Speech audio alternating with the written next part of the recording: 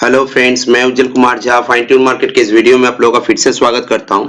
Friday का closing Nifty का क्या हुआ 18,065 और बैंक निफ्टी का क्लोजिंग 43,233 के आसपास।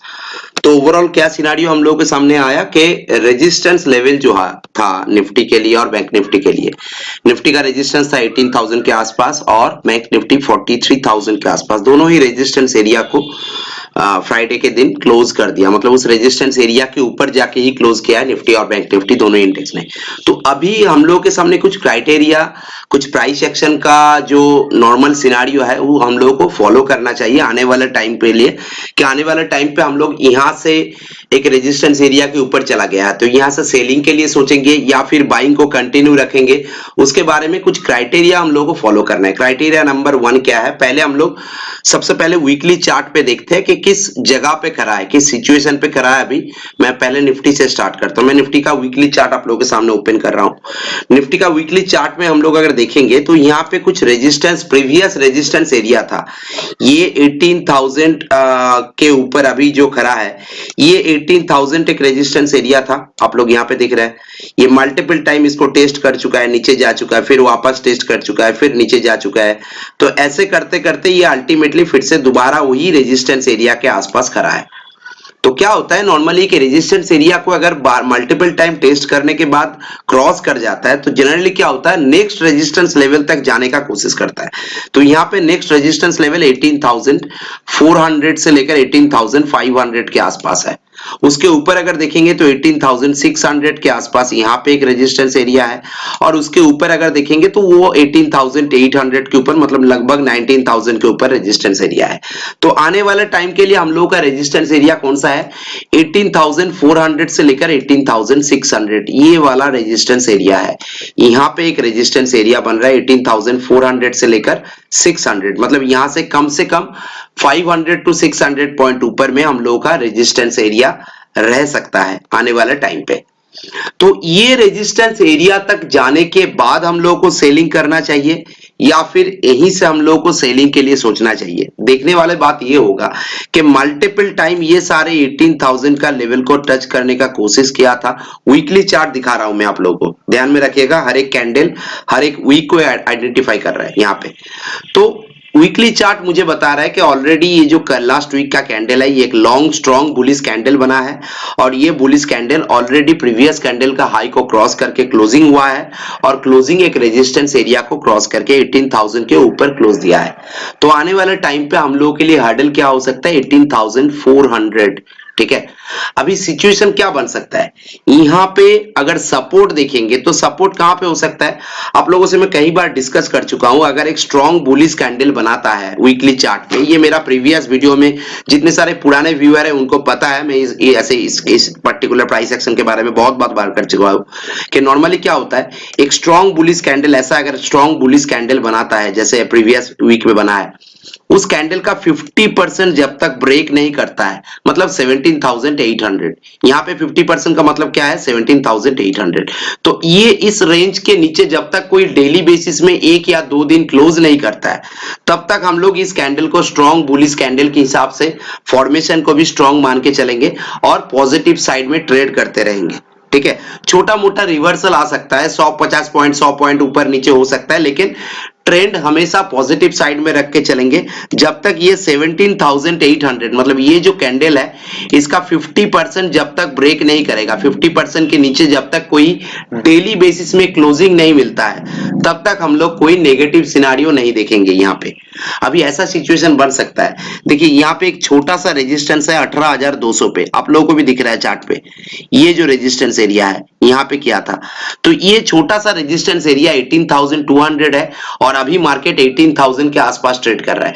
तो ये 18,000 से लेकर 18,200 या 17,900, ये सारे एरिया के अंदर अगर साइडवेज मूव करता है 1-2 दिन या 1 वीक, मतलब आने वाले वीक अगर ऐसे साइडवेज मूव हो गया, 18,200 को ब्रेक नहीं किया ऊपर में, नीचे 17,900 17,800 को ब्रेक नहीं किया और इसके अंदर ये 300 पॉइंट के अंदर ही ट्रेड किया, तो ऐसा अगर होता है ना तो यहां से एक अच्छा खासा ब्रेकआउट देखने को मिलेगा जो निफ्टी को सीधा 18,400 से लेकर 18,600 तक का लेवल दिखा सकता है। ठीक है, सिंपल सा बात है। अगर यहाँ पे कंसोलिडेट करता है प्रीवियस टॉप को भी ब्रेक नहीं करता है और जो ये कैंडल का जो 50% स्विंग है मतलब 17800 या 900 इस लेवल को अगर ब्रेक नहीं करता है, इस रेंज के अंदर अगर आने वाले वीक में साइडवेज मूव करता है तो नेक्स्ट वीक में जाके मतलब सेकेंड वीक ऑफ मई इसमें जाके हम लोग को एक अच्छा खासा पॉजिटिव ब्रेकआउट देखने को मिल सकता है, क्योंकि इस एरिया पे अगर कंसोलिडेट करता है इस एरिया पे तो थोड़ा सा यहाँ पे फिर से बाइंग एक्यूमुलेशन देखने को मिलेगा। जो बायर्स को अभी तक मौका नहीं मिला है बाय एंट्री लेने का, उन लोग यहाँ पे एक्यूमुलेट करने का मौका उन लोगों को मिल जाएगा और यहाँ से एक अच्छा खासा ब्रेकआउट देखने को मिलेगा जो प्रीवियस आने वाले स्विंग तक के लिए ऊपर में रेजिस्टेंस 18,500-600 का लेवल दिखा सकता है, ये सारे लेवल टेस्ट कर सकता है। फिर इस एरिया पे जाके हम लोग सोचेंगे कि यहाँ पे हम लोगों को एक नेगेटिव सिनारियो ऐसा बनेगा या फिर कोई ऐसा कंसोलिडेशन के बाद कोई नेगेटिव कैंडल बनेगा, तो ऐसा सिनारियो अगर बनेगा तो हम लोग यहाँ पे शॉर्ट करने के बारे में सोचेंगे इस एरिया पे जाके। तो इससे पहले कोई एग्रेसिव सेलिंग के बारे में मत सोचिए। हाँ, लोअर लेवल पे सोच सकता है अगर 17,800 को ब्रेक करके एक या दो दिन कोई क्लोजिंग अगर इस लेवल के नीचे देता है तब जाके हम लोग सोच सकते हैं कि यहाँ पे हम लोग नेगेटिव सिनारियो देखने को मिल सकता है। लेकिन अगर धीरे धीरे करके 18,100 18,200 ये सारे लेवल टच करते हुए ऊपर जाता है स्लो एंड स्टडी, तो 18,400 से लेकर 18,600 तक का रेजिस्टेंस आने वाले वीक में देखने को मिलेगा। अगर आने वाले वीक 18,100 200 के अंदर या 17,900 के अंदर कंसोलिडेट करते हुए देखेंगे तो नेक्स्ट वीक पे जाके यहाँ पे एक ब्रेकआउट हम लोगों को देखने को मिल सकता है। ये ओवरऑल सिनारियो मैंने कमिंग वीक के लिए एक व्यू आप लोगों को वीकली चार्ट पे दे दिया, ठीक है। अभी सिंपल सा बात है, हम लोग सीधा डेली चार्ट पे देखेंगे। डेली चार्ट पे फॉर्मेशन क्या बन रहा है देखिए, मैंने 17,800 इसलिए बताया कि इमीडिएट बेसिस में जो रेजिस्टेंस जो सपोर्ट बन रहा है वो आपका 17,857 मतलब 50% रिट्रेसमेंट लेवल के हिसाब से इस लेवल पे ब्रेकआउट दिया था। मेरा ड्रॉ किया हुआ लेवल है, लेकिन ये 50% रिट्रेसमेंट लेवल के हिसाब से है। प्रीवियस टॉप से लेकर रिसेंट लो तक का जो स्विंग है उसको अगर कैलकुलेट करते हैं हम लोग तो 50% रिट्रेसमेंट इस जगह पे बन रहा है 17,850। जिस एरिया को ब्रेक करने के साथ साथ ही हम लोगों को एक अच्छा खासा पॉजिटिव मोमेंटम देखने को मिला है।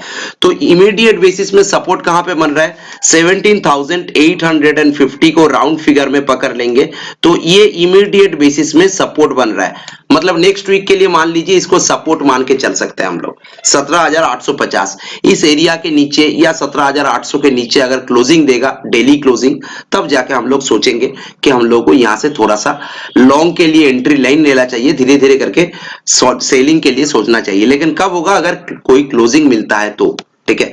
वीडियो थोड़ा लेंदी हो सकता है क्योंकि ये वीकली वीडियो है, मैं यहाँ पे मल्टीपल टाइम फ्रेम आप लोगों को दिखाने का कोशिश करता हूं, ठीक है।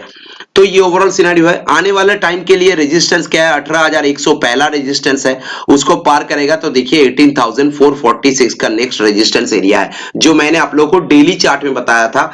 एज पर रिट्रेसमेंट लेवल यहाँ पे हर एक परसेंटेज के साथ रिट्रेसमेंट लेवल दिया हुआ है, तो एज पर रिट्रेसमेंट लेवल यहाँ पे हम लोग को ये सारे सपोर्ट और ये सारे रेजिस्टेंस इजीली प्राइस एक्शन के हिसाब से देखने को मिल रहा है।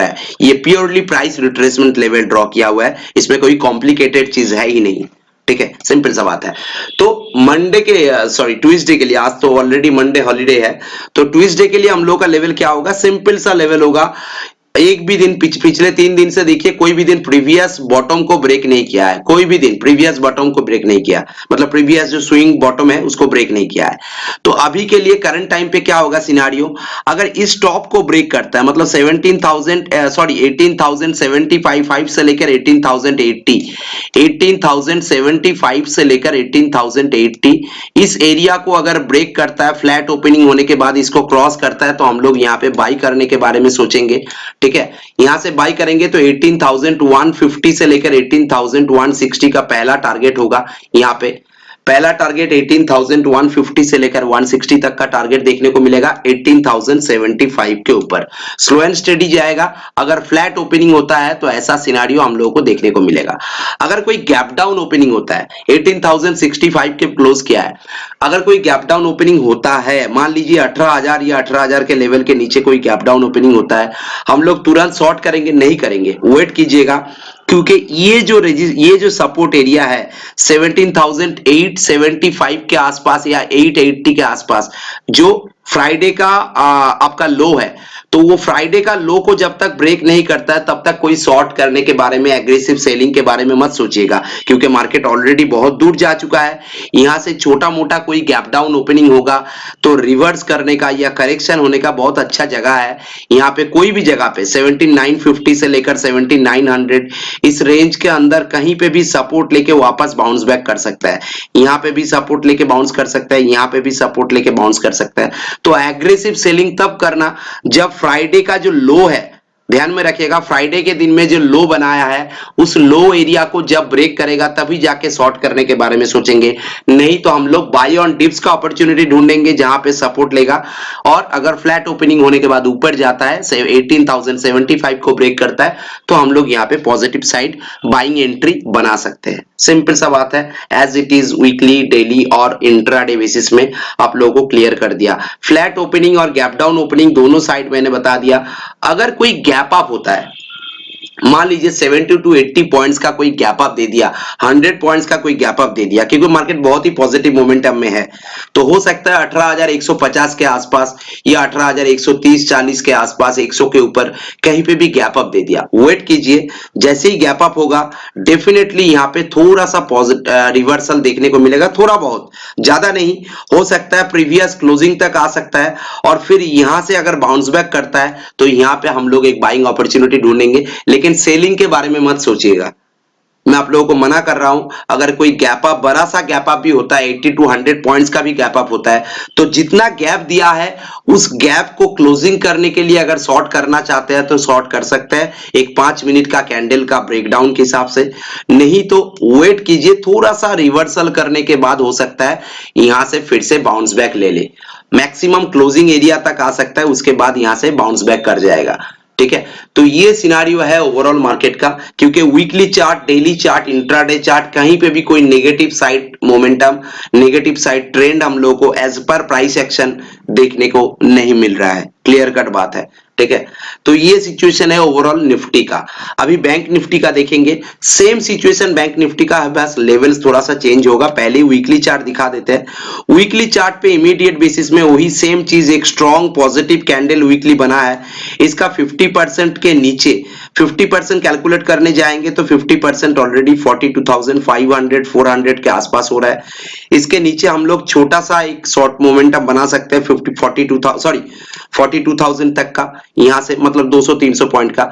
लेकिन ओवरऑल अगर negative scenario, aggressive selling side में हम लोग को जाना है तो 42,000 के नीचे हम लोग कोई सेलिंग सिनारियो नहीं क्रिएट करेंगे जब तक 42,000 को ब्रेक नहीं करेगा, क्योंकि यहीं से ब्रेकडाउन हुआ था मार्केट। बैंक निफ्टी यहीं से ब्रेकडाउन हुआ था, यहां से नीचे गया था, अच्छा खासा नीचे गया था। तो जब तक दोबारा 42,000 को ब्रेक करके कोई डेली क्लोजिंग, 1-2 क्लोजिंग नहीं मिल जाता है, तब तक वीकली बेसिस में हम लोग कोई बड़ा सा शॉर्ट टर्म पोजिशनल बेसिस में कोई एग्रेसिव सेलिंग साइड में नहीं जाएंगे। ठीक है, छोटा मोटा ट्रेंड रिवर्सल हो सकता है, लेकिन ओवरऑल सिनारियो बैंक निफ्टी में भी मुझे as per weekly chart positive दिख रहा है। इमीडिएट बेसिस में रेजिस्टेंस है 44,000। जैसे ही 44,000 के आसपास चला जाएगा, हम लोग यहां पे एक नेगेटिव प्राइस एक्शन, ऐसा कोई प्राइस एक्शन अगर बनाता है या फिर ऐसा कोई प्राइस एक्शन बनाता है तो हम लोग एक नेगेटिव प्राइस एक्शन के लिए वेट करेंगे 44,000 के आसपास, तभी जाके हम लोग यहां से एक अच्छा खासा पॉजिटिव, मतलब नेगेटिव सिनारियो, मतलब शॉर्ट साइड में जाएंगे तो यहां से एक अच्छा खासा प्रॉफिटेबिलिटी हम लोग कमा सकते हैं। क्योंकि 44,000 से लेकर 42,000 तक या 42,500 तक या 43,000 तक भी आएगा तो 1,000-1,200 पॉइंट का नेगेटिव डाउन साइड मूव हम लोग को यहां पे कैप्चर करने को मिलेगा। तो वेट कीजिए एक बार रेजिस्टेंस एरिया जो है प्रीवियस स्विंग टॉप तक जाने का, उसके बाद हम लोग इसके बारे में डिस्कस करेंगे। वीकली चार्ट ओवरऑल पॉजिटिव है, ठीक है। तो चलिए एक बार डेली चार्ट भी देख लेते हैं हाथों हाथ। डेली चार्ट में आप लोगों को दिख रहा है क्लियरली एक पॉजिटिव ट्रेंड है, क्लियरली एक पॉजिटिव ट्रेंड है। और एक चीज अगर देखेंगे तो यहां पे मल्टीपल टाइम ये जो रेजिस्टेंस एरिया को टच करके नीचे आ गया था, तो यहां से पूरा एक राउंड टाइप का एक टॉप बनाया। देखिए यहां पे, यहां से नीचे आया, नेगेटिव सिनारियो बनाया, यहां पे एक राउंड टाइप का टॉप बना के इसको ब्रेक कर दिया। ये जो 43,000 का एक मतलब हार्डल था, इसको ब्रेक कर दिया। तो अगर इस एरिया पे अगर 44,000 के आसपास जाके कोई हार्डल बनाता है तो ठीक है, नहीं तो अगर उसको क्रॉस कर जाता है तो ये जो बॉटम बनाया, जितना इतना नीचे, मतलब ये जो नीचे आया था ना 39,500 के आसपास, 39,500 से लेकर 43,000, ये जो गैप है इतना दूर तक का ये ऊपर का जर्नी तय करने के लिए रेडी हो जाएगा अगर 44,000 पे कोई नेगेटिव कैंडल, नेगेटिव सिनेरियो नहीं बनता है। तो अगर इजीली इस एरिया को ब्रेक कर देता है तो यहाँ पे भी एक अच्छा खासा, जितना नीचे से ऊपर गया है उतना ही ऊपर जाने का कोशिश ये करने का मतलब सिनारियो हम लोग को प्राइस एक्शन में देखने को मिल सकता है बैंक निफ्टी में ओवरऑल। ये मैंने वीकली चार्ट पे आप लोगों को एक बार दिखा दिया, ठीक है। तो चलिए वीकली चार्ट और सॉरी डेली चार्ट में दिखा दिया। अभी एक बार इंट्राडे चार्ट में आते हैं। इंट्राडे चार्ट में हम लोगों को कल के दिन क्या करना चाहिए, सिंपल सा बात है, जैसे मैंने निफ्टी में बताया, ये टॉप को अगर ब्रेक करेगा मतलब 43,250, 260 या 275 इस एरिया को अगर ब्रेक करेगा तो हम लोग यहाँ पे बाइंग सिनारियो बनाएंगे। 43,400 से लेकर 500 तक का रेजिस्टेंस एरिया आराम से देखने को मिल सकता है। अगर इस एरिया के ऊपर सस्टेन कर जाता है तो हम लोग को 43,400 से लेकर 500 कल के दिन में ही देखने को मिल सकता है ओवरऑल, ठीक है। नेगेटिव सिनारियो कब बनेगा, 43,000 के नीचे, राउंड फिगर में 43,000 के नीचे या 43,050 के नीचे थोड़ा सा नेगेटिव सेंटीमेंट क्रिएट हो सकता है। लेकिन जब तक दोबारा ये फ्राइडे का लो को ब्रेक नहीं करता है, मतलब 42,800 या 825 ये सारे लेवल को जब तक ब्रेक नहीं करता है तब तक हम लोग शॉर्ट करने के बारे में नहीं सोचेंगे। इस एरिया पे अगर आता है तो कोई शॉर्ट के बारे में नहीं सोचेंगे, शॉर्ट करने के बारे में मत सोचना इस एरिया पे, ठीक है। जब तक ये 42,825, हाँ 43,000 के नीचे आप लोग देख सकते हैं यहाँ पे थोड़ा सा 150-200 पॉइंट का डाउन साइड रैली मिल सकता है आप लोगों को, लेकिन यहाँ पे छोटा सा स्टॉप लॉस दीजिएगा, जरा मतलब दूर का स्टॉप लॉस मत दीजिएगा। मैक्सिमम 40 to 50 पॉइंट का स्टॉप लॉस दीजिए, छोटा सा क्वांटिटी रखिए। अगर स्टॉप लॉस हिट हो जाता है तो छोड़ दीजिए, एक बार स्टॉप लॉस हिट हो जाता है तो निकाल दीजिएगा। इसका मतलब है ट्रेंड पॉजिटिव साइड में कंटिन्यू रहेगा, ये चीज ध्यान में रखिएगा। ऊपर में 43,260 से लेकर 275 को ब्रेक करने से 43,400, 500 का टारगेट देखने को मिल सकता है बैंक निफ्टी में ओवरऑल, ठीक है। ये सिनारियो है। एक चीज मैं दिखाना भूल गया, इसलिए मैं फिर से दोबारा रिपीट कर रहा हूं। अगर इसी एरिया पे ये जो 43,500 का रेजिस्टेंस है इमीडिएट बेसिस में, क्योंकि ये देखिए ये 43,500 का एक रेजिस्टेंस छोटा सा है, जैसे बैंक निफ्टी में दिखाया था 18,200 का, ऐसे ही यहाँ पे भी एक छोटा सा रेजिस्टेंस 200-300 पॉइंट का है। अगर ये 43 से लेकर 43,500 इस 500 पॉइंट्स के अंदर आने वाले वीक में, मतलब कल से जो वीक स्टार्ट हो रहा है, आने वाले वीक में अगर इस एरिया के अंदर ट्रेड करता है, साइडवेज मूव करता है, तो नेक्स्ट वीक पे जाके जो यहां से मोमेंटम या ब्रेकआउट मिलेगा, उस ब्रेकआउट में 44,000 का रेजिस्टेंस कोई मायने नहीं रखेगा, आराम से इस एरिया को ब्रेक कर देगा, आराम से ब्रेक कर देगा। मतलब यहां से 500-600 पॉइंट का रैली आराम से दे देगा अगर इस रेंज के अंदर, ये 200 पॉइंट के रेंज के अंदर या 300 पॉइंट के रेंज के अंदर अगर साइडवेज मूव करता है तो, ठीक है। लेकिन अगर स्लो एंड स्टडी ऊपर जाता है तो 43,500, 600 धीरे धीरे करके जाएगा, हम लोग भी ट्रेंड के साथ चलते रहेंगे, ठीक है। जब तक प्रीवियस डेज का स्विंग बॉटम को ब्रेक नहीं करता है तब तक आप लोग ट्रेंड को कंटिन्यू रख सकते हैं, ठीक है। ये ओवरऑल सिनारियो दोनों ही इंडेक्स में मैं आप लोगों को बता दिया, ठीक है। वीडियो आज के लिए यहीं पे खत्म करता हूं। यहाँ पे वीडियो थोड़ा सा लेंदी हो गया, आप लोग देखने का कोशिश कीजिएगा तो आप लोगों के लिए अच्छा रहेगा। ओवरऑल सिनारियो मैंने बताया, और ये मेरा ट्विटर हैंडल का एड्रेस है, इस ट्विटर हैंडल को आप लोग फॉलो कर सकते हैं। वीडियो का डिस्क्रिप्शन बॉक्स में क्लिक कीजिए, देखिए ट्विटर हैंडल और एक टेलीग्राम चैनल का भी लिंक मिलेगा, जो टेलीग्राम चैनल में मैं लाइव मार्केट का बहुत सारे व्यू अपडेट करता हूं, ठीक है। कभी कभार होता है ट्विटर में देने का टाइम नहीं मिलता है, तो मैं टेलीग्राम चैनल पे जल्दी से जल्दी वहां पे अपडेट कर देता हूं, जो भी मेरा लाइव मार्केट का कुछ भी व्यू होता है, चाहे वो स्टॉक रिलेटेड हो, चाहे निफ्टी बैंक निफ्टी रिलेटेड हो। तो आप लोग वो टेलीग्राम चैनल को ज्वाइन कर सकते हैं, फ्री ऑफ कॉस्ट है, कोई चार्जेस नहीं है। ट्विटर हैंडल को भी जो फॉलो कर सकते हैं, ट्विटर हैंडल पे भी आप लोगों को रेगुलर अपडेट मिलता रहेगा। वीडियो अच्छा लगे तो लाइक और शेयर जरूर कीजिए। चैनल को सब्सक्राइब नहीं किया है तो सब्सक्राइब कर दीजिए। Thank you, thanks for watching, have a good day.